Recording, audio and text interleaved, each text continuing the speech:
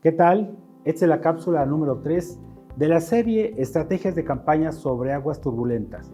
Vamos a contestar esta pregunta que dejamos pendiente en la cápsula 2, que es ¿en qué piensa el elector cuando vota? Y vamos a remontarnos para entender el comportamiento político y la participación electoral en tres escuelas que tratan de explicarnos sobre esto del comportamiento electoral. Básicamente la escuela de Columbia, que tiene un enfoque sociológico, la escuela de Michigan con un enfoque psicológico y la escuela de la elección racional. Hoy en día hay un modelo que trata de mezclar los tres en una convergencia de factores para tratar de entender al elector de manera más a fondo. Entonces el contexto, dirían los autores de esta escuela, es que el comportamiento electoral es una conducta determinada por la posición del individuo en la estructura social. Diría Lasserfeld que una persona piensa políticamente como él es socialmente. Y aquí influyen de manera determinante el contexto, el hábitat, la geografía y la teoría de clivajes, por ejemplo, que es derivada de esta escuela sociológica, donde habla de estas líneas de ruptura, donde se dividen, por ejemplo, el norte con el sur, por ejemplo, trabajadores con industria, por ejemplo, ricos y pobres. Por ejemplo, hoy en día hay un clivaje, el quinto, que trata de explicar estos movimientos emergentes de la ecología, el medio ambiente, el tema de los derechos humanos, de todos estos, de los derechos de género, de la igualdad, y tratan de entender por qué este comportamiento político se está, digamos, modificando día a día. La segunda escuela, que es la escuela de Michigan, señala que el voto está determinado por los valores prepolíticos y políticos. Es decir, el ciudadano, cuando nosotros trabajamos una campaña electoral, no es un recipiente vacío, ya tiene una serie de elementos que va acumulando durante su vida y que va determinando su conducta. Y en el momento que recibe los estímulos del contexto, de la comunicación, de la relación directa de los actores políticos, digamos que modifican o refuerzan la predisposición que ya tienen desde mucho tiempo.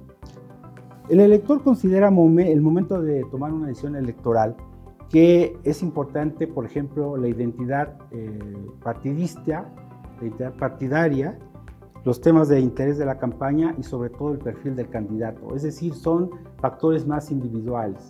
El tercer factor, o en este caso la tercera escuela, con mucha presencia en los últimos años, es la escuela de la elección racional, que es una base totalmente economicista, donde lo que toman en consideración el elector a la hora de votar es el costo-beneficio. Es decir, cuánto voy a ganar por mi voto. Y no se refiere únicamente a este factor de compraventa o de clientelismo político, de cuánto me van a dar si yo voto, sino el valor que le da el elector a la emisión de su voto, que tiene que ver también con el compromiso cívico, es decir, la utilidad de un voto a favor o en contra.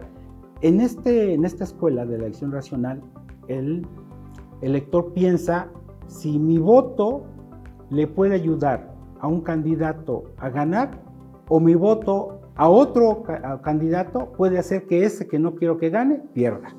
Es decir, el voto antisistema o el voto en contra se está basando en este esquema del voto racional, donde está determinada la utilidad del sufragio. No es, digamos, determinante o no es determinista esta posición de cada uno de los factores, sino hoy en día hay una corriente que habla de una convergencia de factores y de una elección racional limitada, donde los diferentes factores que ya vimos, por ejemplo, en el caso de la elección racional, también el voto económico es importante en ciertos procesos electorales, es la economía.